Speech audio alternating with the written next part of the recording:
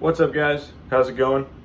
Um, like I had promised, got off on the days, but like I had promised, first video is about the Norwegian band Aha. They're an 80's band, really, really popular. Their first album was released in 1982. I don't know if they were, like, how long they had been a band before that. I don't really know any backstory about any of the individual band members, but really, I'm just gonna dive into their albums that I listened to. I listened to their very first album with that famous song "Take on Me." The name of the album is "Hunting High and Low." The album is actually really, really good. It just kind of it opens up with "Take on Me," which I think is especially nowadays, since it's such a popular 80s song, it's a good idea to just get that out of the way. And I know that they weren't really thinking, more than 20 years ahead, but yeah, I mean, it's good to get that out of the way and go, all right, now what do they have to bring to the table? There's a huge influence of the Smiths, which the Smiths were also really, really popular in 1982, and I do believe they're from Manchester. So it's like, who influenced who? I mean, it's kind of hard to say if they influenced each other at all, or if that was just like the sound that was popular at that time, because obviously 1982 had a lot of other really popular music that was kind of around the same feeling, but was far more popular than Take on Me, bands that had several hits. Their second album is Scoundrel Days. That's probably my favorite album out of the ones that I've listened to.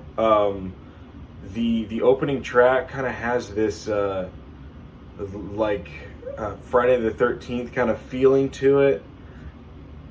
And I forgot what the very first lines were, very first lyrics of the opening of the song, but it kind of had this creepy feeling to it, and I liked it. It was really good. So that one's definitely my favorite. Their next album is Stay on These Roads, or Stay on Those Roads, I can't remember. I don't have notes. It's all fresh, just from the mind. And that one was good, but after you listen to the first two albums, and if you continue to listen on, I only listened to East of the Sun, West of the Moon. That was their fourth album. I stopped at that album, so I don't know anything past that.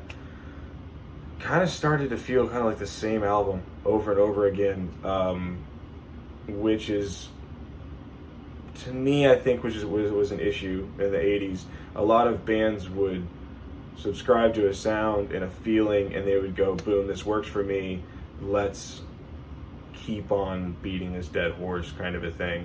And it's like, people can only go, yeah, for so long, and then they go, okay, this is the fourth album, it's no longer the 80s, we're getting into the 90s. Music started to change in the 90s anyways, so that's kind of, I think, why they started to trickle off. But I mean, that's just my personal opinion.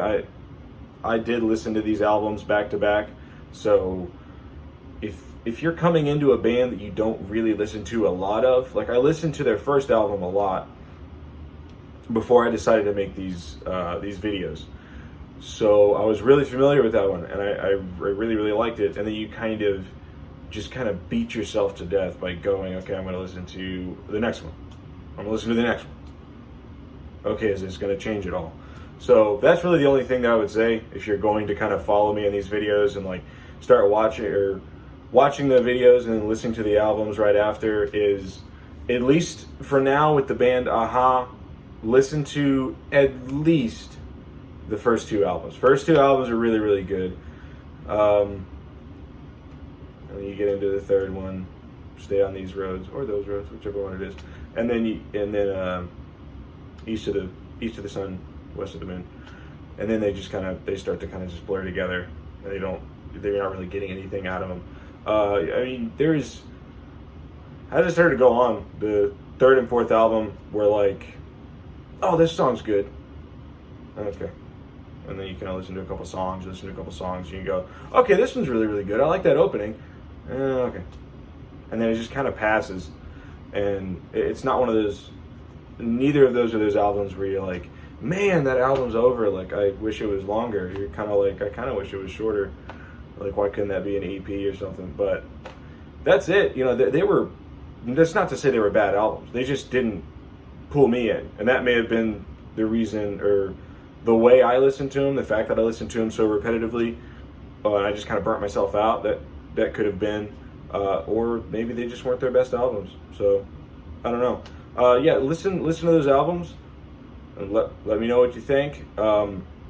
If you're not a fan of 80s music, but you like this stuff, tell me why.